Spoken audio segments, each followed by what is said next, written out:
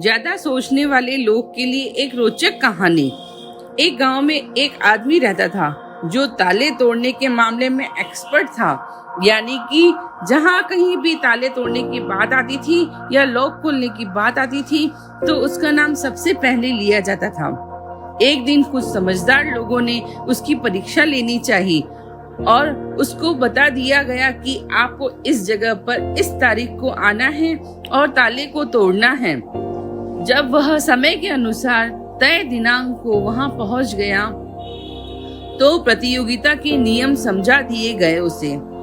आपको एक बॉक्स में बिठा दिया जाएगा और उस बॉक्स को पानी में उतार दिया जाएगा।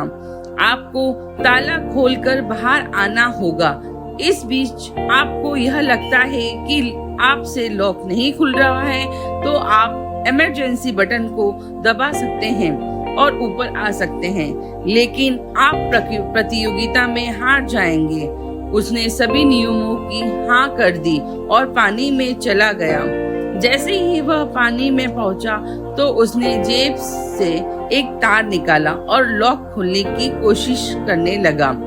4 से 5 बार कोशिश करने के बाद वह बार बार विफल हो रहा था, लेकिन उसने लॉक नहीं खोला क्योंकि उससे नहीं खुल रहा था। अब ज्यादा समय तक पानी में रहना उसके लिए और भी मुश्किल था क्योंकि सांस रोकना आसान नहीं था। फाइनली उसने अपना पूरा दिमाग लगाया और एक बार अंतिम प्रयास किया। वह विफल हुआ और उसने इमरजेंसी बटन दबा दिया। धीरे धीरे वह ऊपर आने लगा। पानी के ऊपर आए बॉक्स को बाहर निकाला गया और हल्का सा धक्का देकर खोला गया। वह अचंभित हो गया कि एक बार भी मेरे दिमाग में यह ख्याल क्यों नहीं आया कि मैं इसको धक्का देकर खोलूं। हो सकता है कि ये लॉक ही ना हो।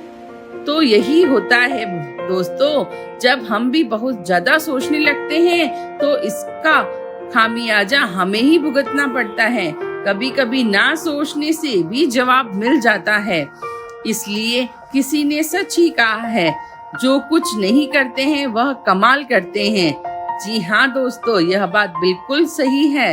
कभी कभी दिमाग को जब हम शांत रखते हैं और ठंडे दिमाग से सोचने की कोशिश करते हैं तो हमें बहुत बेहतर रिजल्ट मिलते हैं। क्यों, समझ में आया ना? जय जिनेंद्र। आज का अमृत। धैर्य विवेक सुमित्र करी, उद्यम सौंपी सुराज, भूत भविष्य विसारी सब, जिए सकल सुख आज। अर्थात धैर्य विवेक को अपना अच्छा मित्र बनाओ। अपने सारे उद्यम अपने सत्कृत्यों और सुंदर नीति पर छोड़ दो।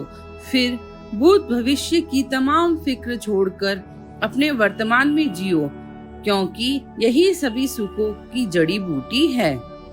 जिंदगी बहुत खूबसूरत है।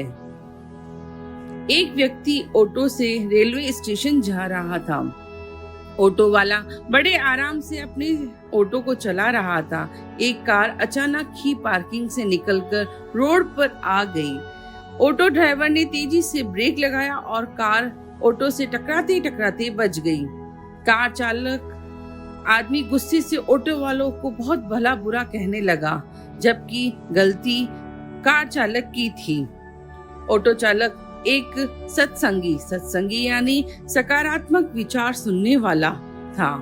उसने कार वाले की बात पर गुस्सा नहीं किया और क्षमा मांगते हुए आगे बढ़ गया।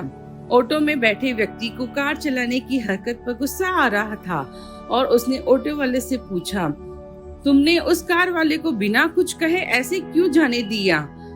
उसने तुम्हें भला बुरा कहा, जबकि गलती तो उसकी थी। हमारी किस्मत अच्छी है, नहीं तो उसकी वजह से हम अभी अस्पताल में होते। ऑटो वाले ने कहा, साहब, बहुत से लोग गार्बेज ट्रक यानी कूड़े का ट्रक की तरह होते हैं। वे बहुत सारा कूड़ा अपने दिमाग में भरे हुए चलते हैं। जिन चीजों की जीवन में कोई जरूरत नहीं होती उनको मेहनत करके जोड़ते रहते हैं, और क्रोध, घृणा, चिंता, निराशा आदि जब उनके दिमाग में इतना कूड़ा बहुत अधिक हो जाता है तो वह अपना बोझ हल्का करने के लिए इसे दूसरे पे फेंकने का मौका ढूंढने लगते हैं। इसलिए मैं ऐसे लोगों से दूरी बनाए रखता हूँ और उन्हें दूर से ही मुस्कुराकर अलविदा कह देता हूँ, क्योंकि अगर उन जैसे लोगों द्वारा गिरा हुआ कूड़ा मैंने स्वीकार कर लिया तो मैं भी कूड़े का ट्रक बन जाऊंगा और अपने साथ साथ आसपास के लोगों को भी वह कूड़ा गिराता रहूंगा। मैं सोचता हूँ जिंदगी बहुत खूबसूरत है, इसलिए हमसे अच्छा व्यवहार करते हैं। उन्हें धन्यवाद कहो जो हमसे अच्छा व्यवहार नहीं करते, उन्हें मुस्कुराकर माफ कर दो। हमें यह याद रखना चाहिए कि हम सभी मानसिक रोगी केवल अस्पताल में नहीं रहते हैं, कुछ हमारे आसपास खुले भी घूमते हैं। प्रकृति के नियम, यदि खेत में बीज न डाला जाए तो कुदरत उसे घास फूस से भर देती है।